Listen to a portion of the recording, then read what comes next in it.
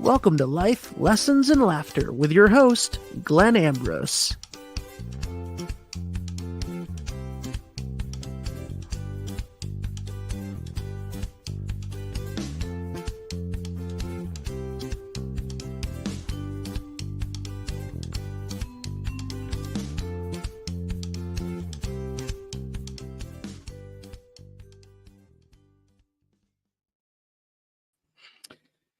Hello, everybody. What's happening? How are you? Talk to me. You can't? Okay, I'll talk. So today I want to talk about the dynamics of motivation. Okay, so this is actually two things I speak of a lot: dynamics and motivation. And if you understand the dynamics, which is how things interact with each other, how things work, it simplifies a lot. And if you understand motivation, people's motivation, what motivates us, what motivates other people, what's driving their behavior, simplifies everything. Okay, so it's most people pay attention to the external, the surface, what people say, how they act. But if you really want to understand people, yourself, what's going on, all you got to do is look at what's motivating that, and you can understand it on a much deeper level, much more clearly. You don't fall for things as easily. So it's not as it's not as difficult as it sounds. Really, it's very logical. In most situations, when somebody says something, there's usually only really one reason why they would say that, and that's their motivation. So if you just go underneath to try to understand why somebody would be behaving a certain way, like with kids, this is, I've made reference to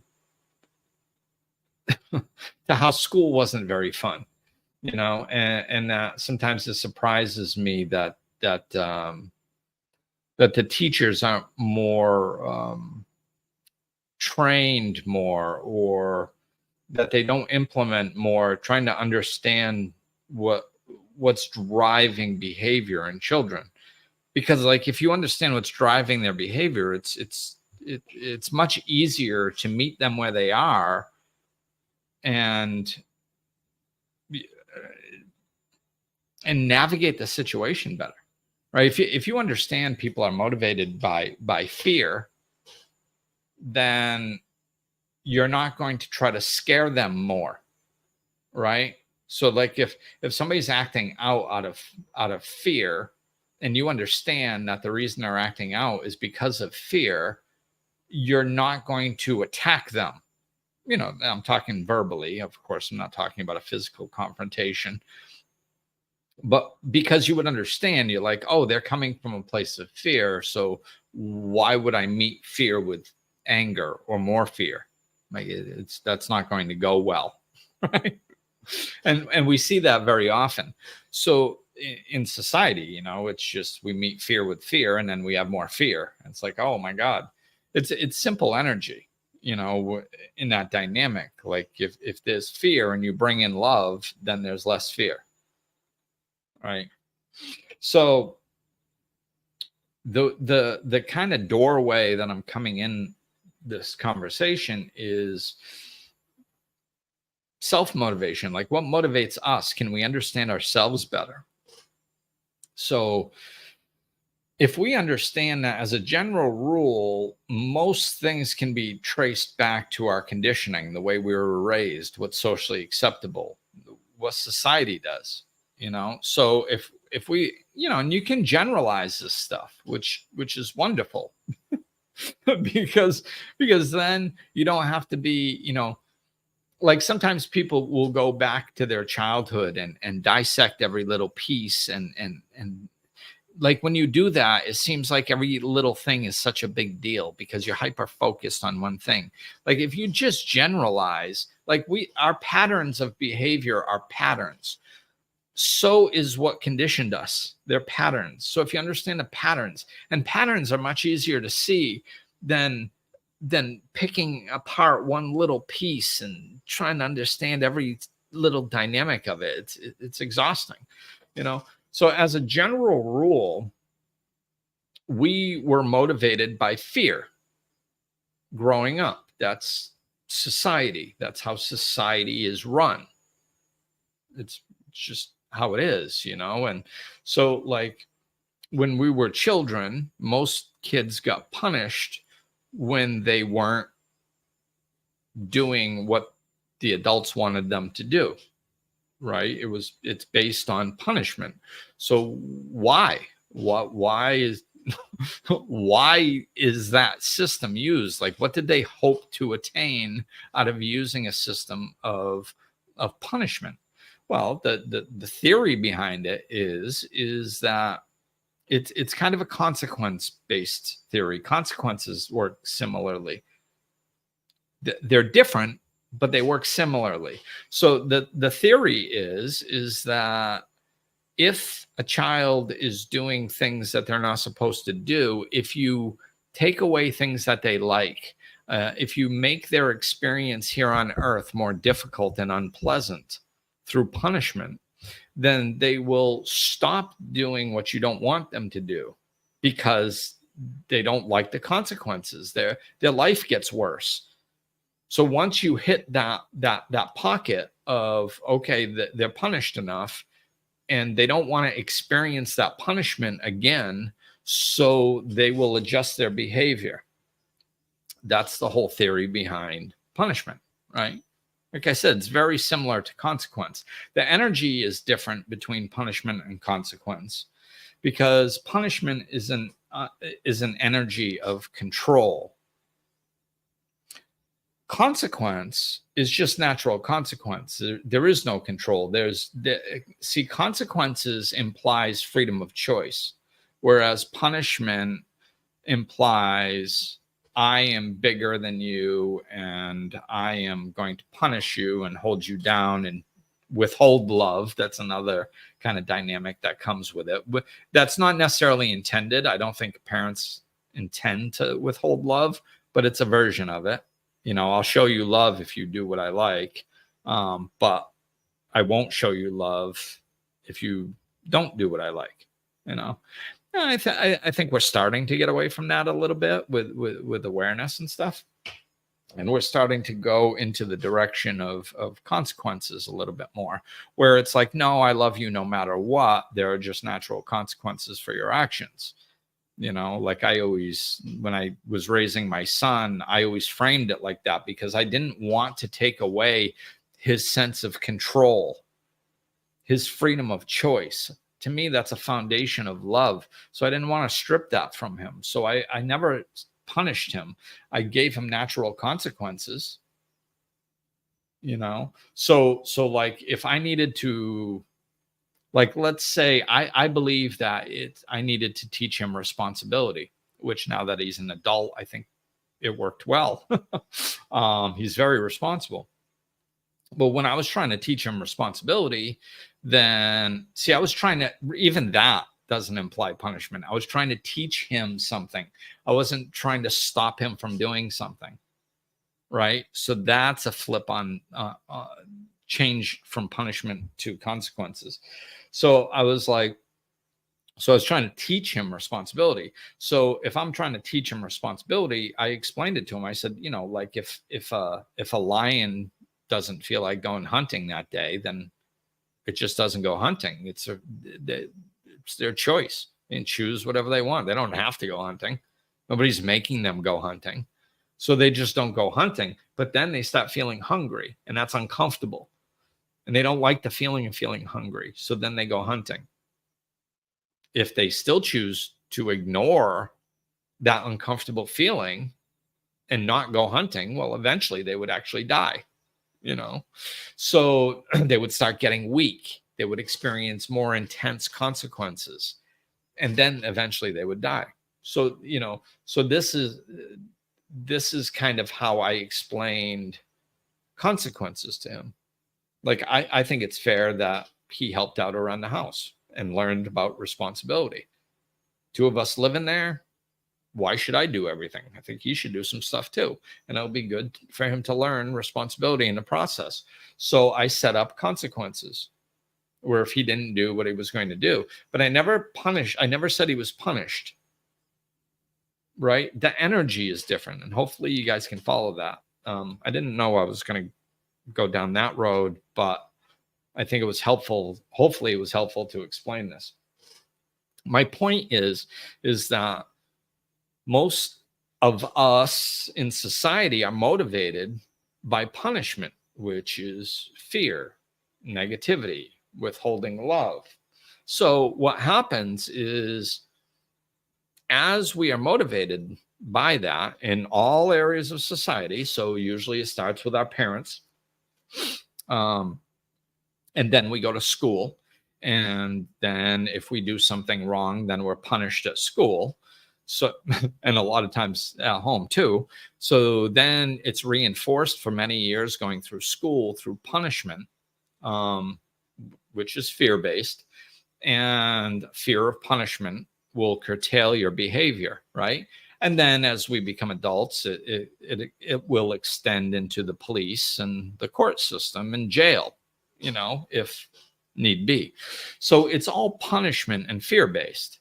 So what happens when we are taught that over and over and over, that fear of punishment controls our behavior. Fear of punishment is what gets us to do the right thing. That is the dynamic, okay? So fear is the motivating factor in that dynamic. So we are motivated by fear. What happens is, as we learn that and we are conditioned to that, we become our own jailers. That's what we learn.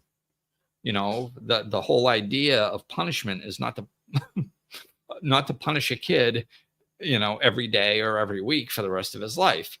It's for them to experience the punishment enough to where they become their own jailer. They become their own, they control their behavior on their own, right? Through fear of punishment. Let's not lose that piece. Just because a child learns to control their behavior, well, it doesn't mean that it's not fear-based, because that's how they were taught to control their behavior. So what happens when I say we become our own jailers, what I mean by that is we threaten ourselves with punishment. Okay. And that goes right out into adulthood. That's how we get ourselves to go to work every day. Well, if I don't go to work, I'm going to get fired. That's fear-based, right? And if we follow that down, it's all fear-based. Well, then I'm going to lose my house. I won't be able to pay rent, or I can't buy food. I can't feed my children. Fear, fear, fear, fear, fear. So our motivating factors are fear. And then we wonder why we are walking around in a society filled with victim mentality. Everybody goes, oh, I got to go to work. No, you don't. You don't have to go to work. Well, I don't have to go to work, but a bunch of bad things are going to happen to me if I don't. Fear. Right? So my point to explain this is to understand that we are motivated on an unconscious level, because we're just conditioned to it, to be our own jailers, to control our behavior through fear of consequences. It's fear. It's all fear-based. This is why we beat ourselves up so much. This is why we judge ourselves so much. This is why we judge others so much. As if you judge, you judge. So like this, we beat ourselves up. We are our own worst enemies. We live in fear all the time, because that is what's controlling our behavior.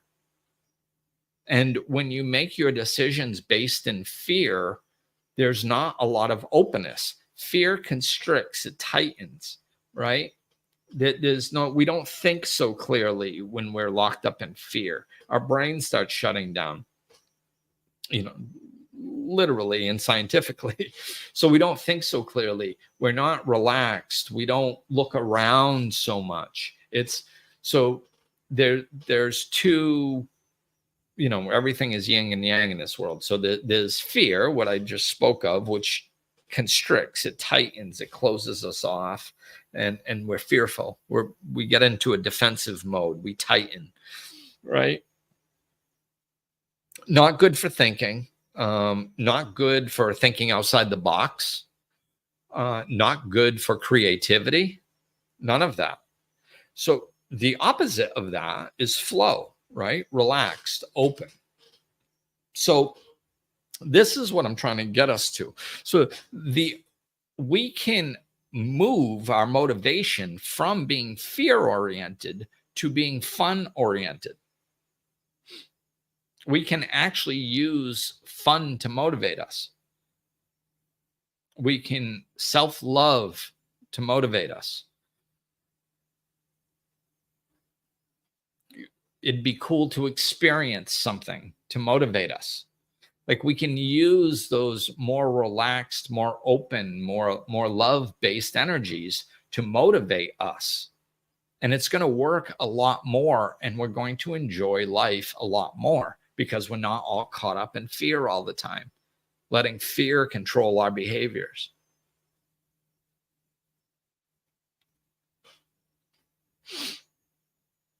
So the fun is like, I've told this story before, but it's a good example because I love the damn story. So my friend Brian Reed told me this story years ago, and it's about the two helicopter skiers, and somebody's interviewing one, and they say, so, wow, you guys ski down this mountain. It's crazy. What could you tell me about your process? And the guy's like, okay, sure. So me and my friend get off the helicopter, and we go to the edge of the mountain, and we start looking down, and we pick our line.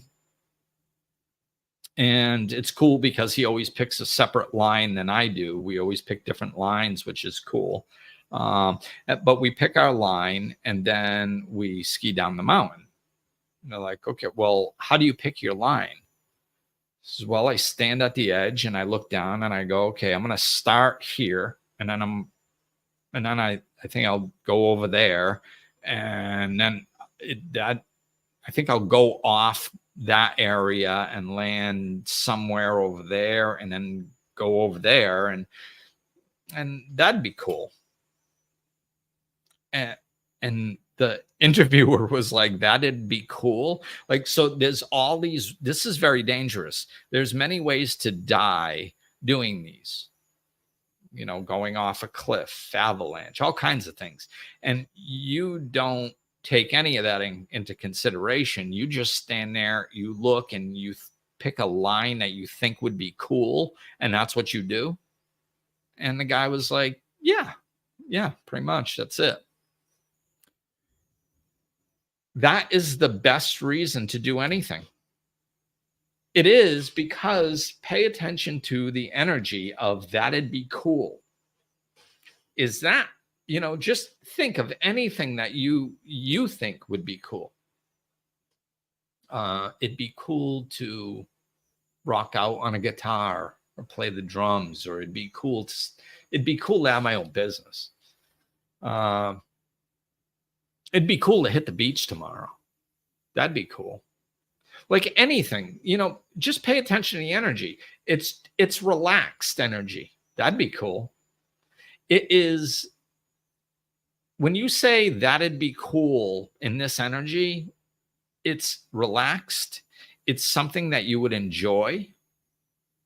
You're not overthinking it. You're not constricted. There's no fear. You just, that'd be cool. You're not even sure you're going to do it. You just think it'd be cool. That's all. That's the best reason to do things, because it comes from a relaxed place where you have access to your inner desires. Because what's cool for you isn't cool for me. What's cool for me isn't cool for you. Of course, some of us have similar likes, but really, if you're paying attention to what you find cool, it's going to differentiate from other people. Like some people think about teaching children, and I don't think this has anything to do with my childhood experience with teachers, but maybe it does. Who knows? But some people think like, I could go to college, get a teaching degree, and I can teach children these things that I find are important and benefit their lives. Wow, that'd be cool. Some people think like that. I don't. That's why I'm not a teacher. Because I don't think it'd be cool. It sounds horrible to me. Being a life coach sounds cool. That's why I did it. Moving to DR, that sounds cool. That's why I did it. Moving to Florida sounded cool before that. That's why I did it. Really, I mean, if I look at the energy, that'd be cool is just words that are representative of a particular energy. And when I look back on basically everything that I've done in the last 21 years, the majority of it has been because I thought it'd be cool. Really. I mean, that's why I kept doing my podcast, even though nobody was listening, until all of a sudden people started listening. That's why I started my business. That's why I moved to be with my son and be a father. That's why I, rented my first building to start my business. That's how I found the building. Like you name it. That most things. That's why I coached my son's sports teams. I helped coach. That's why I was the assistant coach. I didn't want to be the head coach. The head coach didn't seem like it'd be cool. It seemed like way too much responsibility. And my son loved soccer, which I never played. I don't have the expertise. But I could be an assistant coach. I played lots of sports. I could help. And I could be there for all his practices and all his games. That'd be cool. That's why I did it.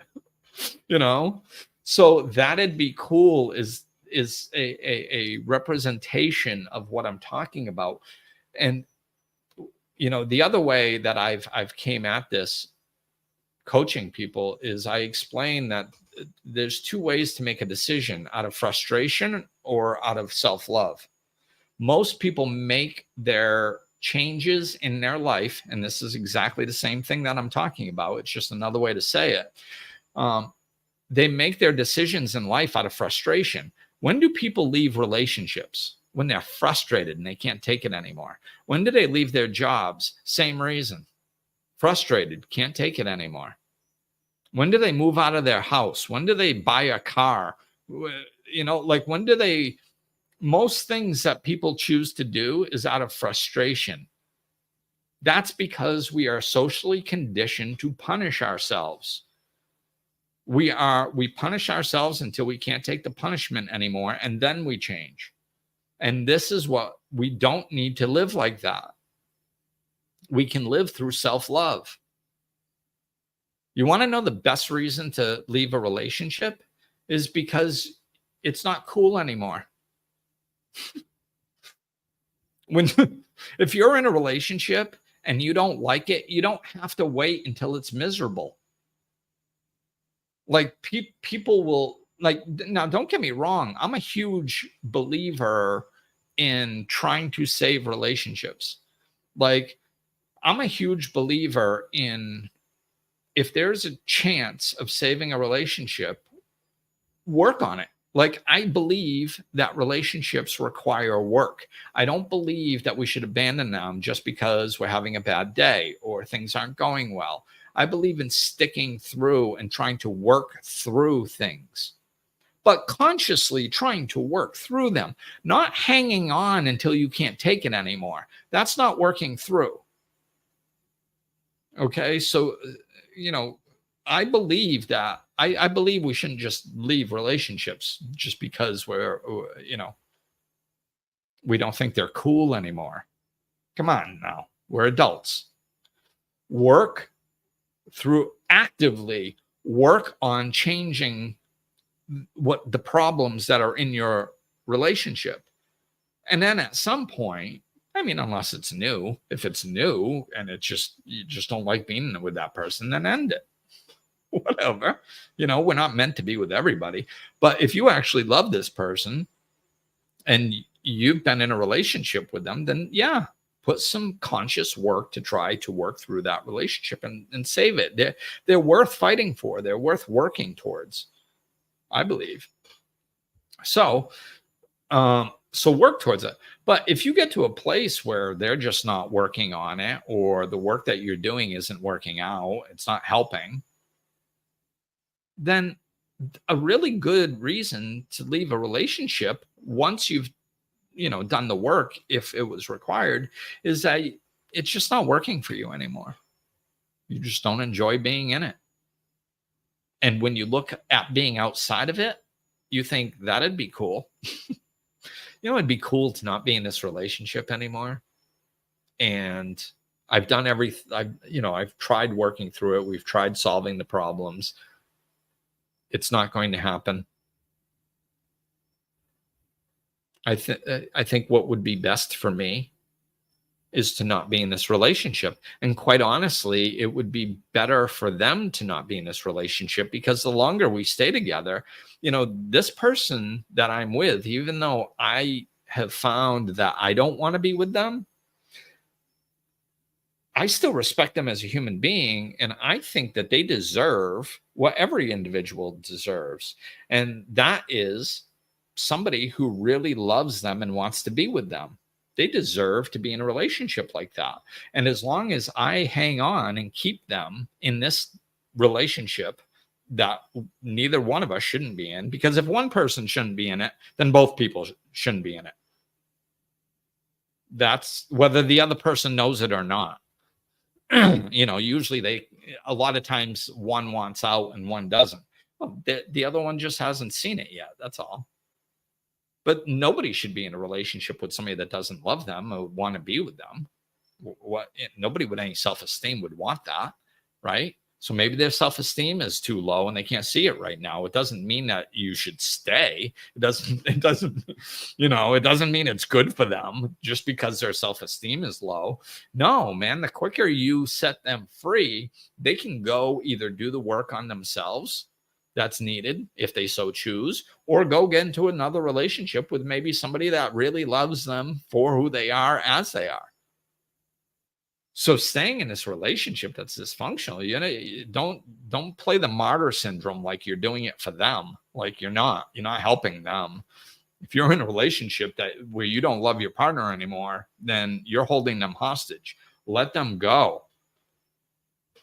But you do it out of love. And do you see, like, if you do it out of love of yourself and respect for your partner, then there's not all this animosity and anger.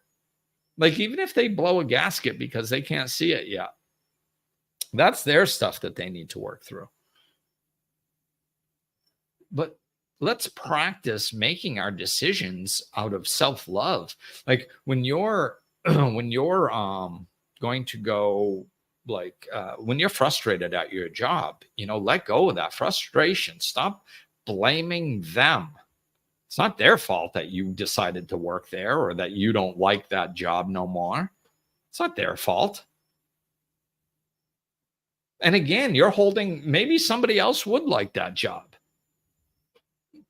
Maybe not. Who cares? You don't have to live your life for everybody else. If you don't like the job, then you should get out. You can go start your own business. You can find another job somewhere else. You can go back to school and start getting, take a class or two at a time. Even if it takes you 10 years, who gives a crap? You're going to be somewhere in 10 years. Why not be standing with a degree or the capability of doing something else for a living instead of I never understood that. When people don't like where they are, they rationalize why they're not going to change it.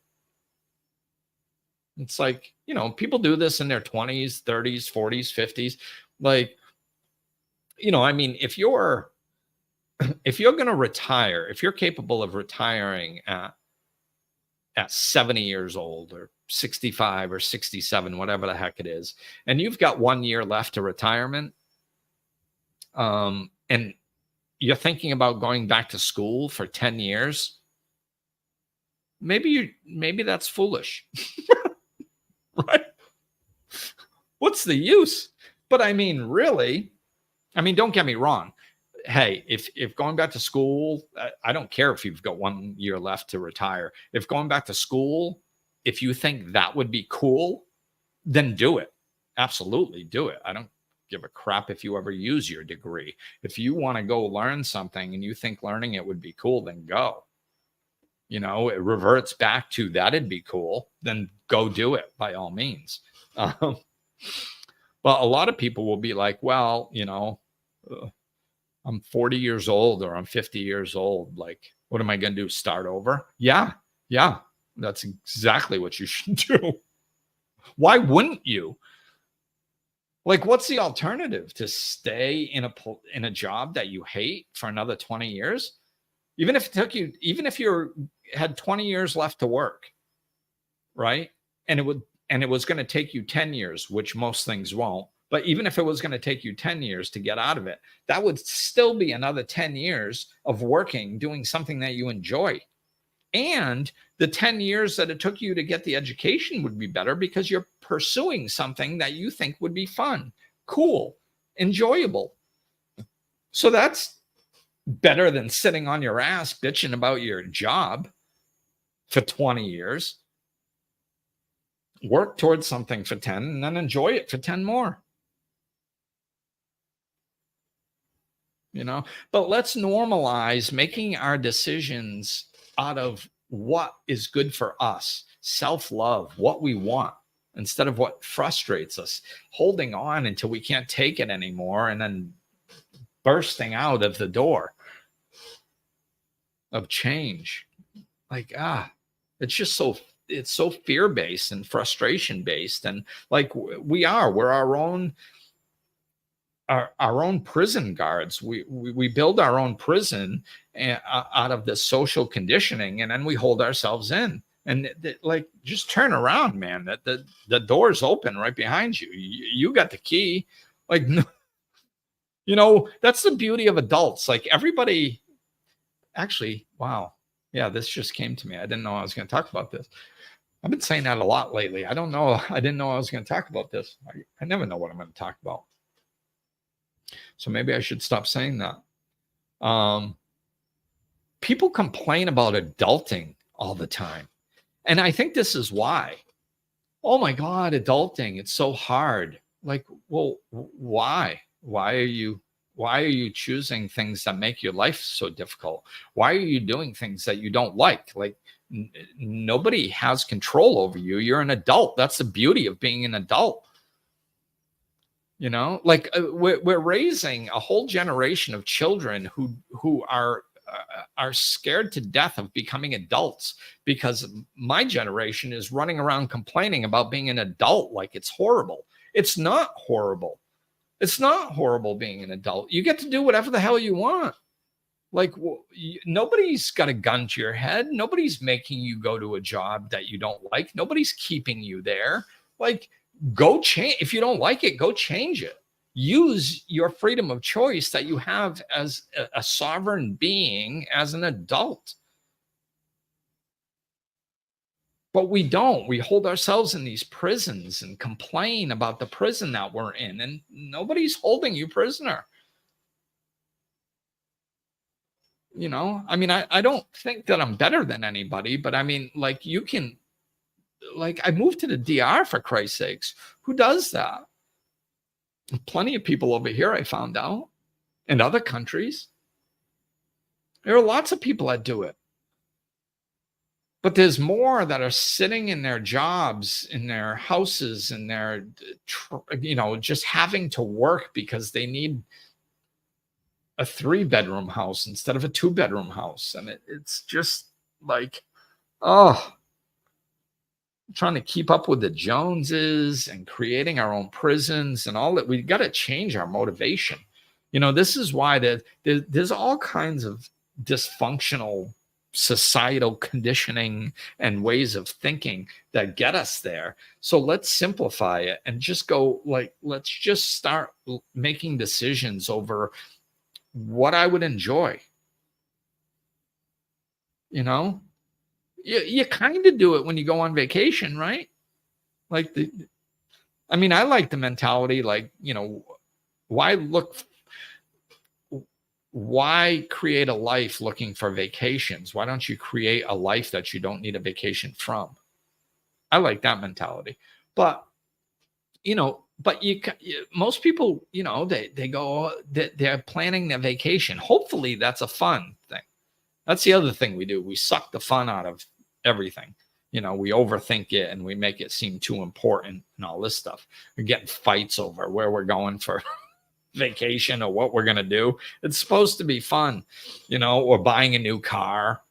I did that once, like I was buying a new car. It was used, but new to me. And I was going between these two vehicles, and I was stressed out.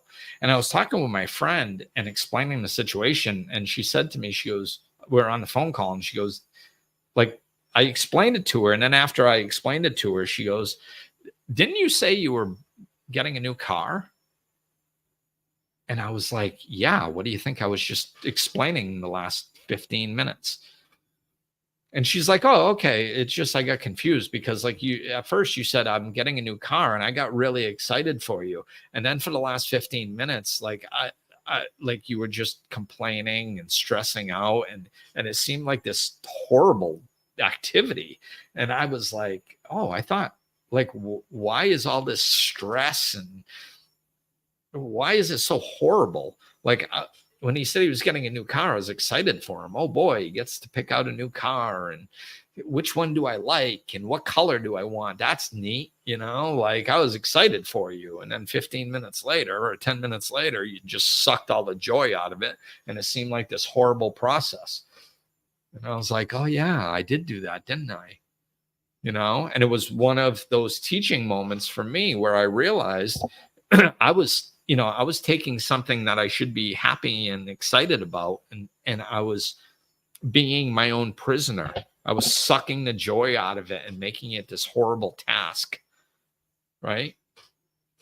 So instead of doing all this stuff out of frustration and negativity, and we wonder why everybody's on antidepressants, like, and everybody has anxiety disorders. This is why. This is how we live our lives. This is what I mean by understanding dynamics and motivations. Like, if you look at society, most people have anxiety disorders and stressed out and depression and all this stuff. Like, that's all fear-based issues. Fear of the future, fear of the past. Like, that's what anxiety is, fear of the future, right? Like, so we're in situations we don't like and we're not changing them, and we're scared of what's going to happen in the future. This is why everybody has anxiety and is stressed out.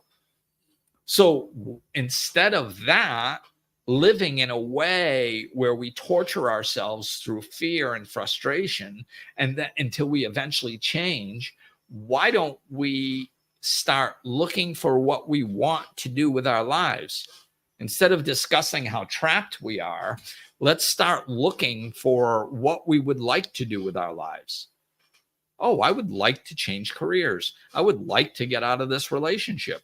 I would like to move. I would like to downsize my house. I don't need all this. I would like to work less. I would like to downsize my house so I don't have a mortgage payment or a very small one, and then work less. And I would like to plant a garden in my backyard. I would like to figure out a way to plant a garden in my freaking closet. Cool. Whatever floats your boat, man. Whatever flips your skirt, do it. That's how we need to be living our life. You know, pain pushes until pleasure pulls. So we're so used to living through life with pain pushing us, pain pushing us, pain pushing us. And then we finally do something and finally make the change. Stop living like that. Let pleasure pull. It's a lot more enjoyable way to go through life. Let the pleasure pull you forward. Oh, I would like to experience this. I would like to go on a safari in Africa and see all the animals in their natural environment. Oh, I would love that. That'd be cool. Oh, okay, cool. So set up a bank account, a secondary bank account with automatic withdrawal. There are other ways to do this. This is just one. And put, whatever, 25, 50 bucks a week automatically into that account and don't touch it. Let it build up. Hey, maybe it'll take you a few years. Maybe it'll take you 10 years. Maybe it'll take you 20 years. I don't give a crap. At least you're working towards something. And you'll get used to the $25 or $50 less per week. We get used to that. I don't know if everybody understands that. Like, whatever money you make, you get used to living off that money. Right. So like, now granted, I understand that like, if you're living paycheck to paycheck, which I did for many years, that it can be difficult, but you can even do it then. Like, I've been in situations where I've saved $1 a week because that's all I could do. So, well, that's fine. $1 a week. And then, what happened? Every once in a while, I was like, I get an extra $5. See, what happens is when you're already saving, you're kind of into that mindset of saving. So like every once in a while, I'm like, oh, I got an extra $5. If I put $5 in every once in a while, or even 2 when I can, like, this is gonna, like, if I just put 2 in, that would double my speed. Don't worry that it's only, like $100 a year. Or $50 a year if it's $1 a week. Don't worry about it. Just save what you can and keep your mind open. Then all of a sudden it's $2 a week. And then all of a sudden you throw a 5 in. Then somebody sends you $20 in a birthday card and you throw that in. Whatever. It adds up, man. But this is the, like,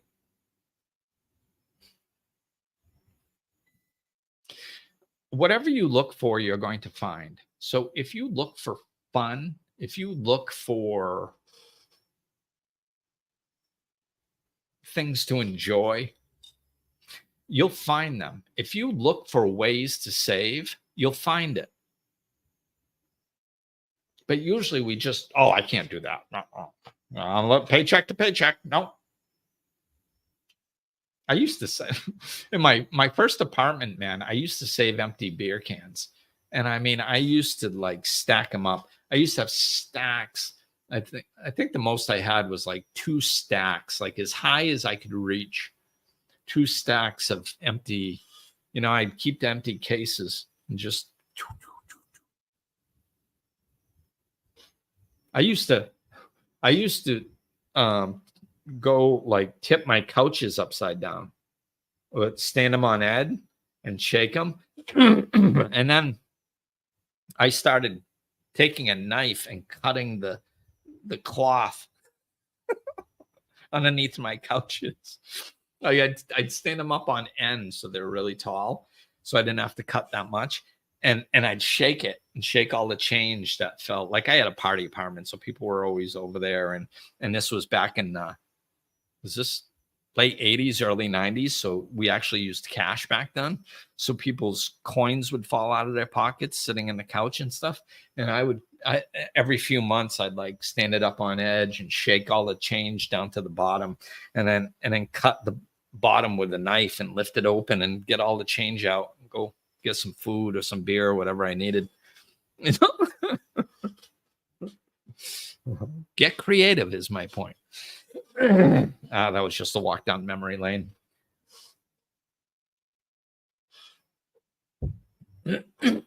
So find a way is my point. And if you're relaxed and you're open, that opens up your creativity, like I was saying at the beginning. You know, this is why we walk in that energy. I'm telling you, it will change your life. But you have to just implement it, because I can't list all the ways, especially the ways that it's going to affect your particular world. I don't know, man. I don't know your situation. All I'm saying is that if you walk around in the energy of possibility, with fun pulling you, with that'd be cool pulling you, with pleasure pulling you, with what you want to experience pulling you, if you walk around with that mindset, it's going to be more fun. It's going to be more relaxed. You're going to be more open. Your creativity to find ways to accomplish these things is going to be sparked. Your mind is going to be open. You're going to be able to think outside the box better and think just plain regularly better. You're going to be looking for ways, as opposed to not looking for ways, right? When you're fear-based, you're closed off, you're not thinking clearly, you're not thinking outside the box, you're not creative, and you're not really looking around because you think you're locked into a prison that you don't have a way out of. So this is a motivating factor in all areas of our lives. So if we stop being motivated by fear and frustration, and we start being motivated by pleasure and joy and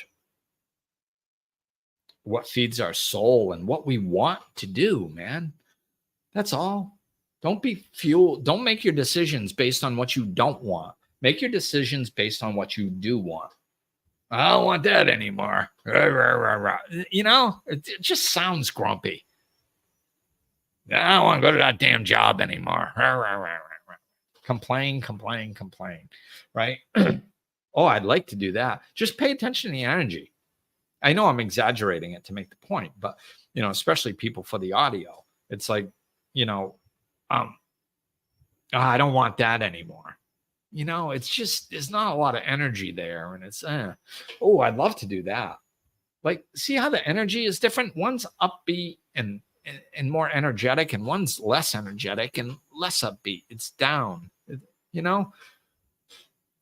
And this is what it does when you start implementing this in your life. I'm telling you, like I said, it will change your life.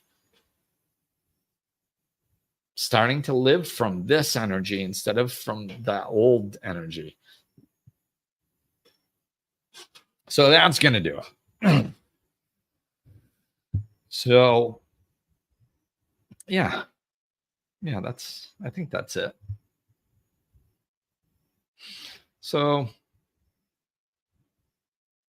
live from love, not from fear. You know, do it up. All right. Thanks for listening, everybody. Reach out if you need anything. Take care. Peace.